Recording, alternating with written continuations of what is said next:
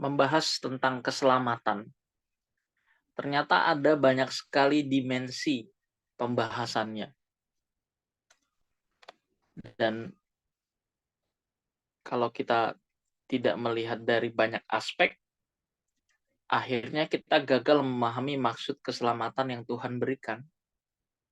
Akhirnya kita menjadi orang yang mengkafirkan keyakinan atau agama lain. Menganggap bahwa yang bisa masuk surga atau dilanjutkan kehidupan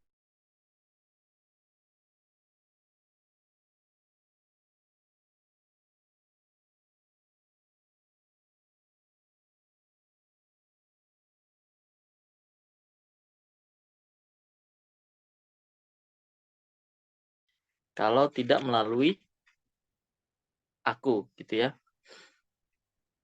Atau misalnya menggunakan ayat-ayat lain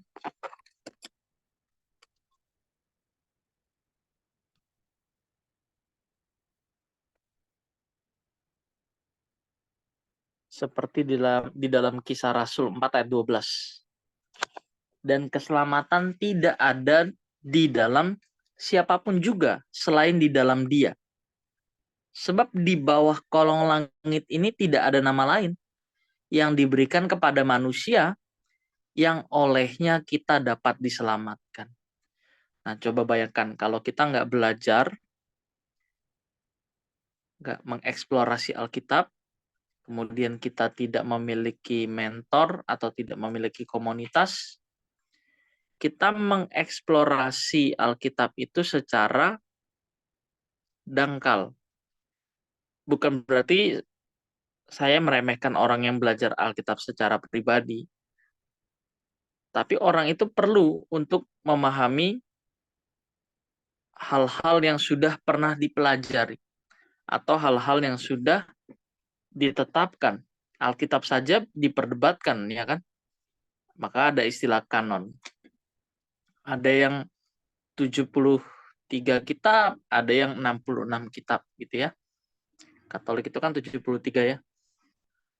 Sementara Kristen 66. Nah, itu saja sudah ditentukan, dikanonkan begitu, dan kanonnya versinya beda-beda.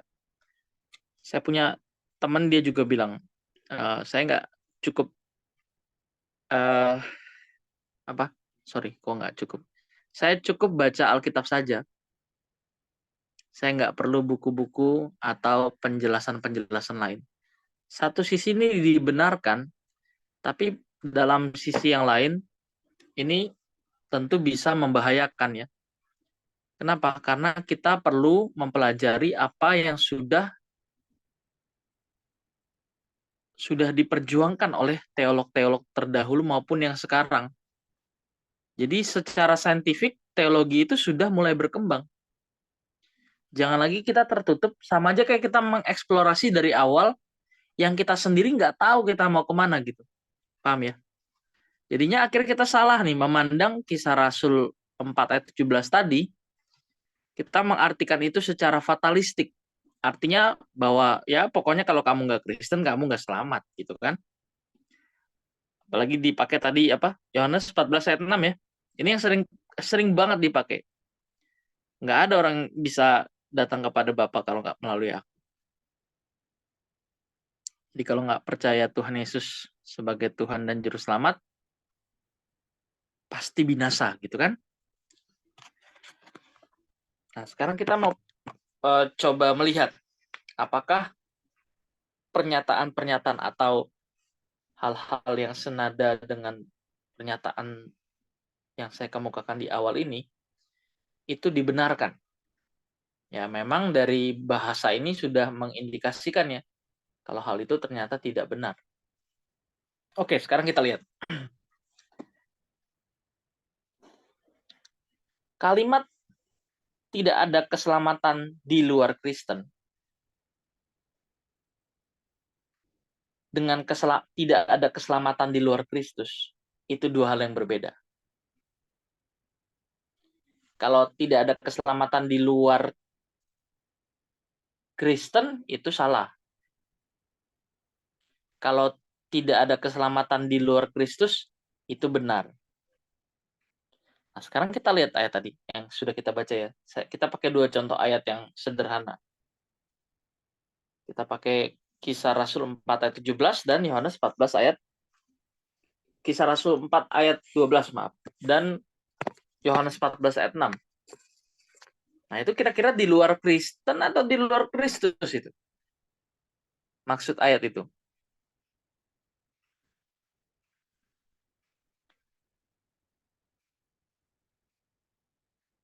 Masih bingung? Nangkep nggak perbedaan kalimatnya? Di luar Kristen tidak ada keselamatan. Dengan di luar Kristus tidak ada keselamatan. Ini dua statement yang berbeda.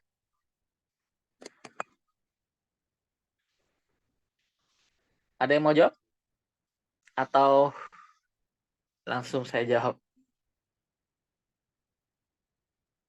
Langsung. Ini kalau sekarang nih student center kan. Jadi fokusnya ke mahasiswa atau ke peserta didik ya.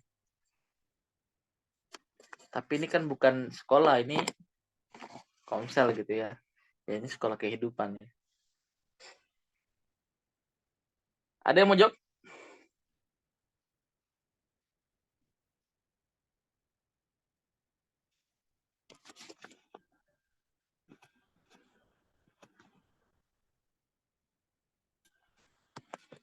Belum? Oke. Kalimat tidak ada keselamatan di luar Kristus itu mutlak, itu final. Tapi kalau kita berbicara tidak ada keselamatan di luar Kristen, tunggu dulu. Nah, kalau ayat tadi memang mengesankan di luar Kristus tidak ada keselamatan, berarti ayat itu sah-sah saja dong digunakan untuk mengkafirkan orang atau mempersuasi orang agar masuk Kristen, tetapi dengan cara membuat intimidasi begitu ya. Kita tonjolkan ayat ini, nah lu kalau nggak percaya lu masuk neraka, lu binasa gitu kan.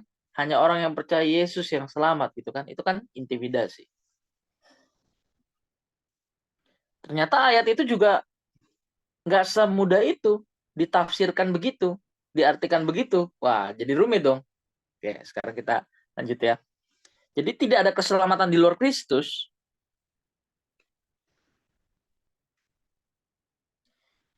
Itu final. Tetapi perlu dipertimbangkan bahwa ada semacam keselamatan yang berbeda di luar agama Kristen. Perlu dipertimbangkan adanya semacam keselamatan di luar Kristen. Nah, kadang orang juga suka ini, yang apalagi yang udah lama ikut belajar dengerin pembahasan tentang keselamatan yang sudah kita pelajari bareng gitu ya. Kalau gitu mendingan gak usah jadi Kristen dong. Kan di luar Kristen bisa selamat. Tunggu dulu, sabar. Ada memang ada semacam keselamatan di luar agama Kristen, tetapi dengan level dengan tingkat yang berbeda. Ini tidak termasuk ke dalam Roma 8 ayat 17. Roma 8 17 apa tuh bunyinya itu? Orang-orang yang dimuliakan bersama-sama dengan Kristus, yaitu mereka yang akan menjadi calon ahli waris, yaitu mereka yang akan memerintah bersama-sama dengan Kristus Yesus. Coba satu orang baca, atau boleh ditampilkan ayatnya.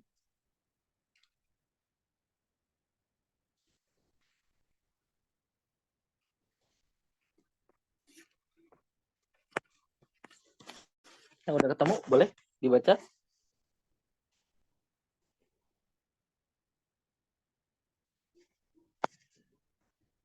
Oke, siapa baca?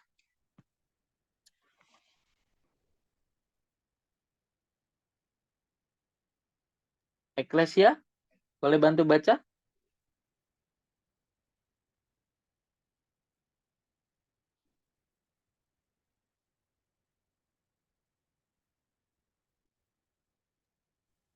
Aku suara aku lagi habis kok. Oh, lagi habis. Sorry, nggak tahu. Sasa deh. Oke. Halaman 8 ayat 13. Dan jika kita adalah anak, maka kita juga adalah ahli waris. Maksudnya orang-orang yang berhak menerima janji-janji Allah yang akan menerimanya bersama-sama dengan Kristus, yaitu jika kita menderita bersama-sama dengan Dia, supaya kita juga dipermuliakan bersama-sama dengan Dia. Iya.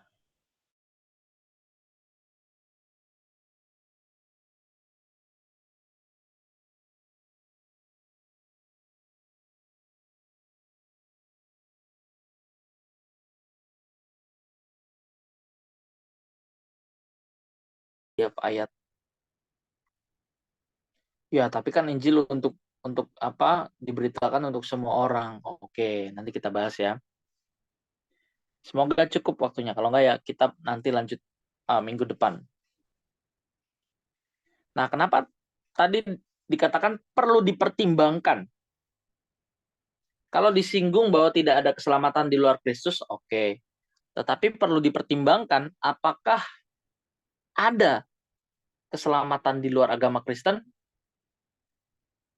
Tadi jawabannya apa? Ternyata ada. Tetapi dengan kualitas keselamatan yang berbeda. Ya, sebetulnya nggak bisa dikatakan selamat juga sih. Tetapi dilayakan masuk ke dalam langit baru, bumi baru. Sebab selamat artinya adalah dikembalikan ke tujuan Allah semula. Kerancangan Allah semula. Jadi pertama harus dipahami bahwa keselamatan bagi orang percaya atau yang menerima Tuhan Yesus yang disebut sebagai orang percaya atau orang pilihan atau umat pilihan. Ini tidak sama bagi mereka yang tidak percaya kepada Tuhan Yesus atau yang tidak menerima Tuhan Yesus atau yang disebut sebagai bukan umat pilihan.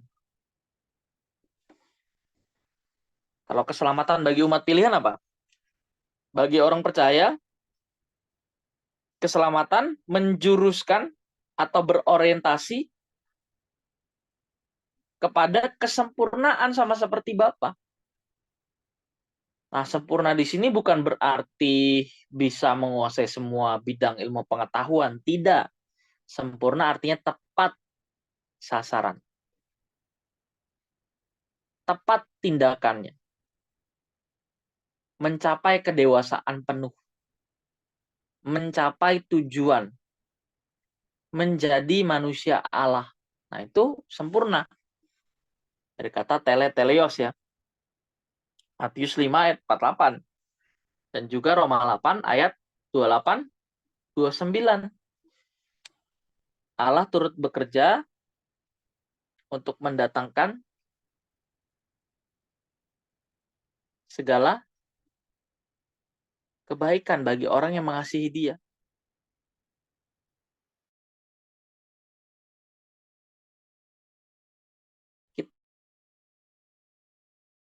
Kita tahu sekarang bahwa Allah adalah bagi mereka yang mengasihi Dia, yaitu bagi mereka yang terpanggil dalam rencananya. Nah, ayat 29 lebih jelas lagi tuh ya. Yaitu mereka yang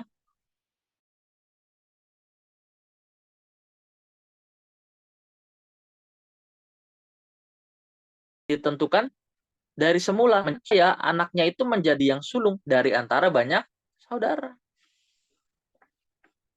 Orang percaya dituntut untuk memiliki karakter seperti Bapa sendiri. Maksudnya gimana? Karakter yang bukan dilandaskan, yang bukan memiliki pondasi hukum atau syariat, aturan. Orang berbuat baik karena dia menaati hukum, orang berbuat baik karena dia menaati aturan. Bukan. Tapi orang baik karena pikiran perasaannya itu seperti yang Bapak kehendaki. Jadi kita melakukan perbuatan baik bukan atas dasar menaati hukum, tetapi karena kita sudah menjadi seperti yang Bapak kehendaki. Menjadi man of God, Makanya menjadi standar keberkenanan orang percaya adalah Allah sendiri. Nah, kalau ditanya hukum Kristen apa? Tidak ada. Hukum Taurat. Hukum Taurat sudah tidak berlaku. Nanti satu saat kita bahas nih. Wah, masa sih hukum Taurat udah nggak berlaku? Sejak Tuhan Yesus datang, hukum Taurat sudah tidak berlaku. Terus yang berlaku hukum apa? Hukum kasih.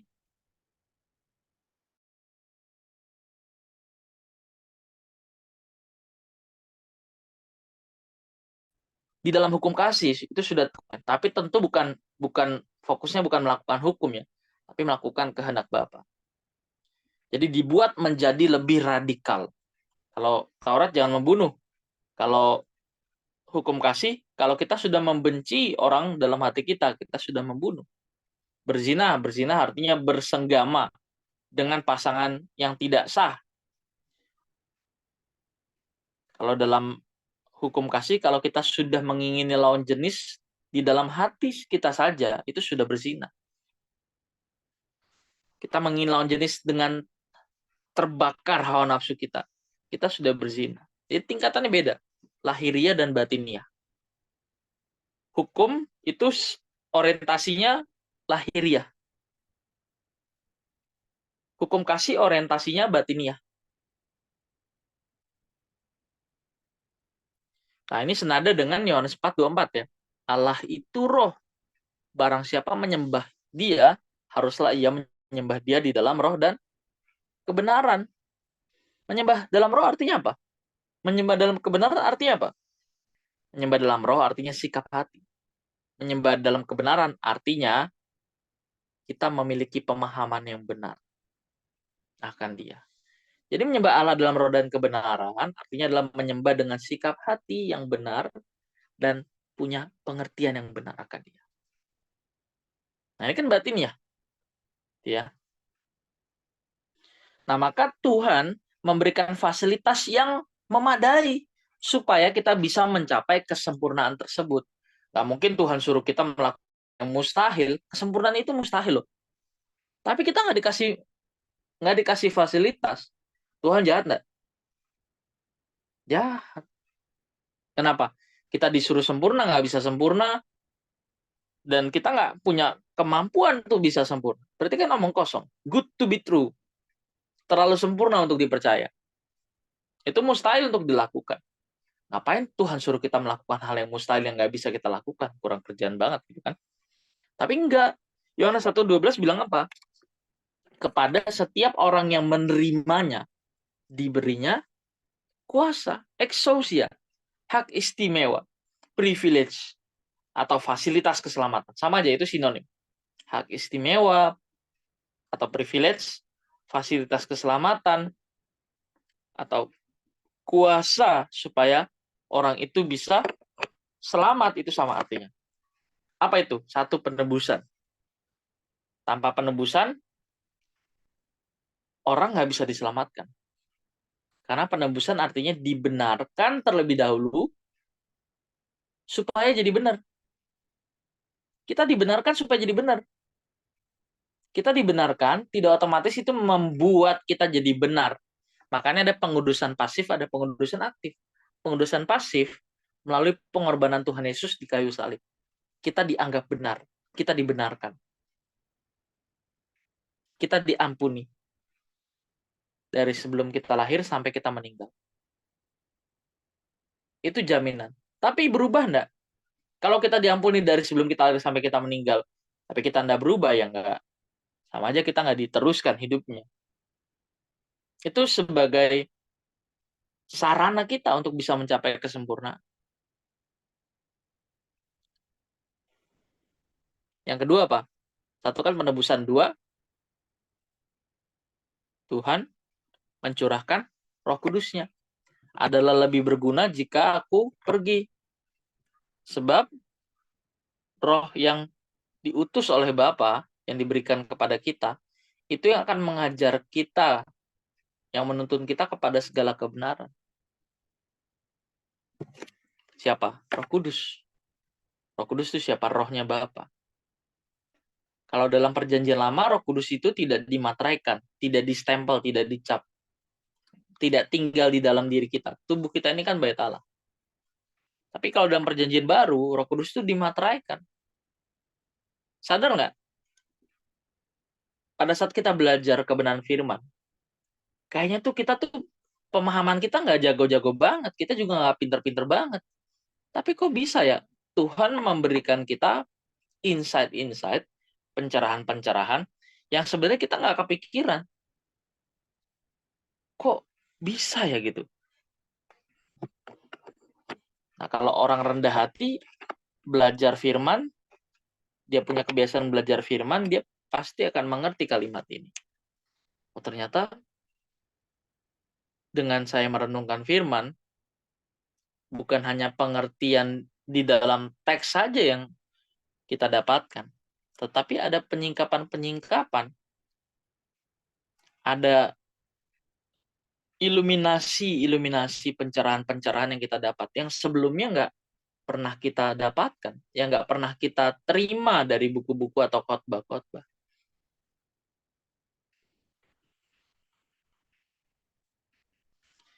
Terus yang ketiga, Injil. Injil adalah kekuatan Allah yang menyelamatkan. Injil adalah kekuatan Allah yang menyelamatkan.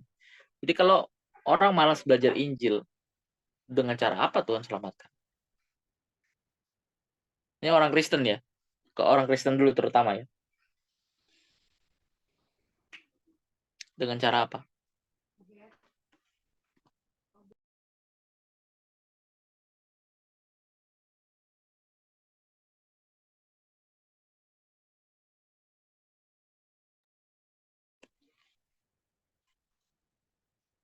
Nah, tadi sampai mana tadi?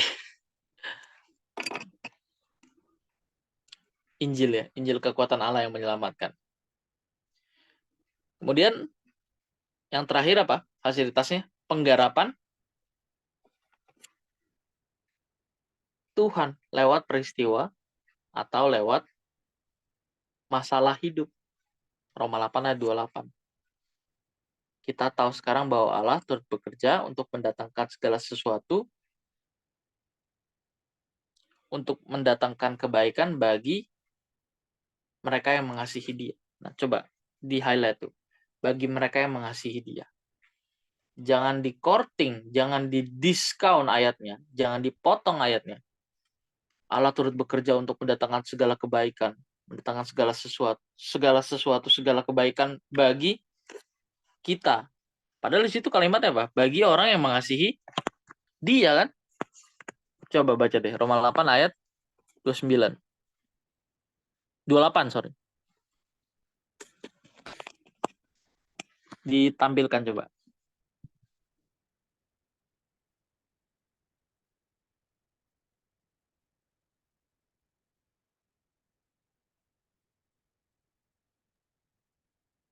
Roma 8 ayat 8, kita tahu sekarang bahwa Allah turut bekerja dalam segala sesuatu untuk mendatangkan kebaikan bagi mereka yang mengasihi Dia, yaitu bagi mereka yang terpanggil sesuai dengan rencana Allah. Iya. Coba di highlight yang bagi mereka yang mengasihi Dia. Nah, bagi mereka yang mengasihi Dia itu apa maksudnya? Orang yang mau dibentuk. Orang yang mau belajar kebenaran. Karena mereka lah yang terpanggil sesuai dengan rencana Allah. Mereka yang mau disempurnakan. Jadi kalau orang nggak mau belajar firman, dia nggak mau dibentuk. Ya dengan cara apa? Dengan cara apa lagi Tuhan mau ngasih tahu? Ini kan sebetulnya urutan gini. Penebusan yang membuka akses fasilitas keselamatan kan. Sehingga ada roh kebenaran tadi ya, Roh Kudus yang menuntun kita kepada segala kebenaran. Tapi Roh Kudus nggak bisa bekerja di dalam diri kita secara optimal kalau di dalam diri kita nggak ada kebenaran.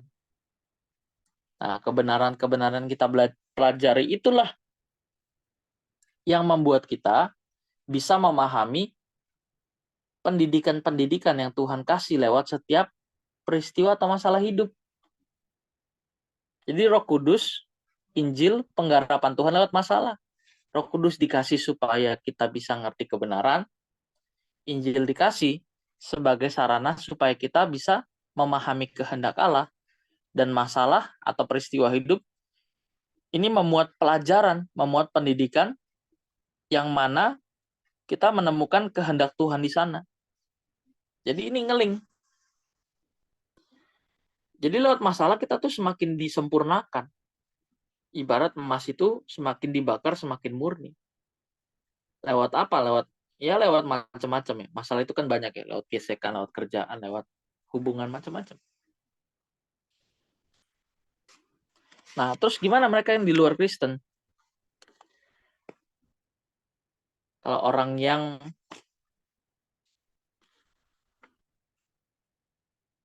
yang dikasih fasilitas itu tadi kan standarnya sempurna. Mereka yang ditentukan untuk memimpin bersama-sama dengan Kristus. Siapa? Kita. Nah, ini nggak lebay ya. Alkitab yang bilang kok.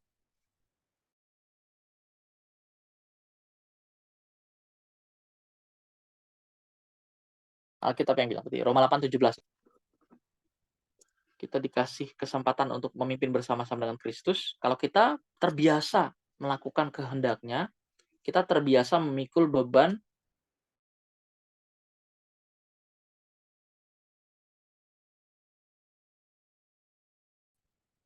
selama kita di bumi ini. Kita bersama-sama dengan Kristus tadi kan. Mereka lah yang menjadi calon, mereka yang layak menjadi calon ahli waris.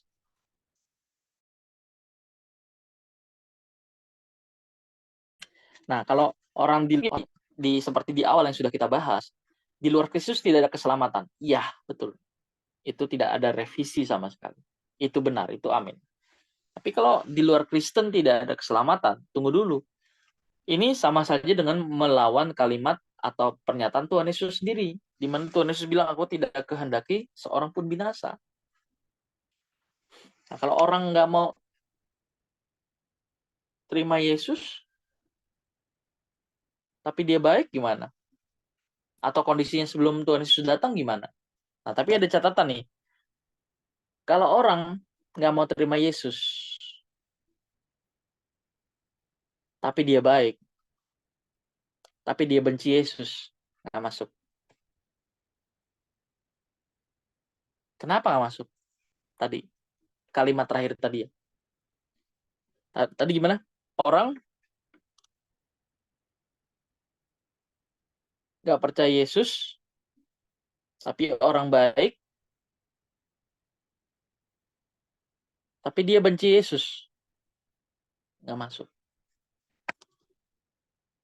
Loh, kok gitu? Kalau kita perhatikan ya, Lukas 9 ayat 50. Coba buka deh. Lukas 9 ayat 50.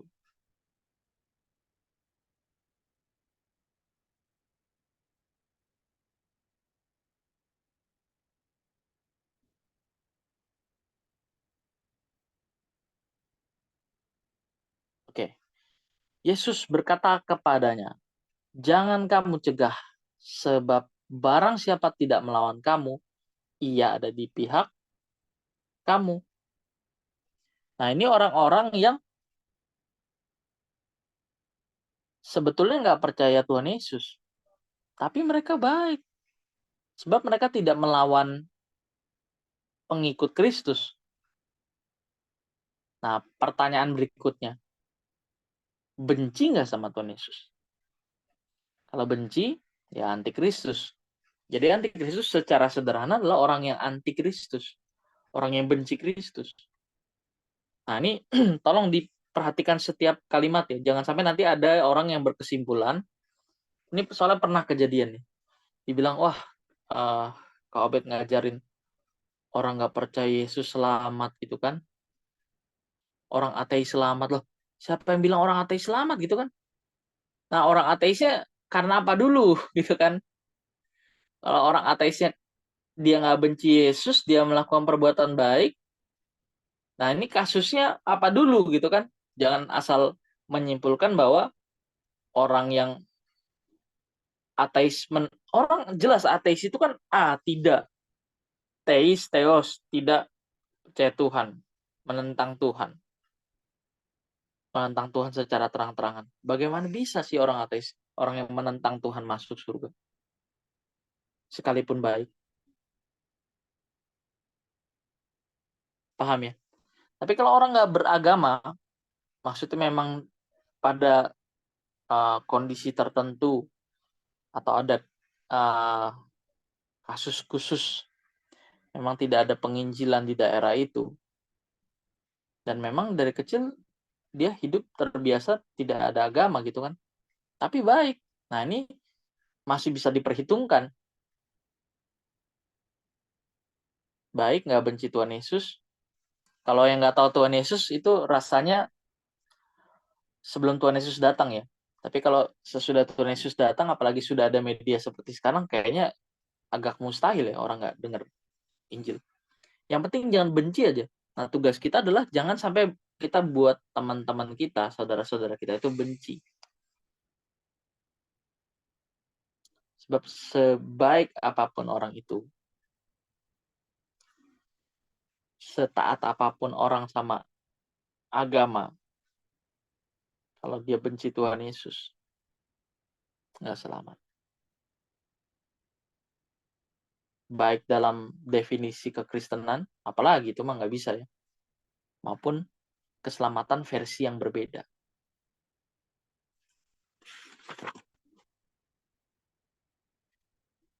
Oke, hari ini kita cukup sampai di sini dulu. Ada pertanyaan?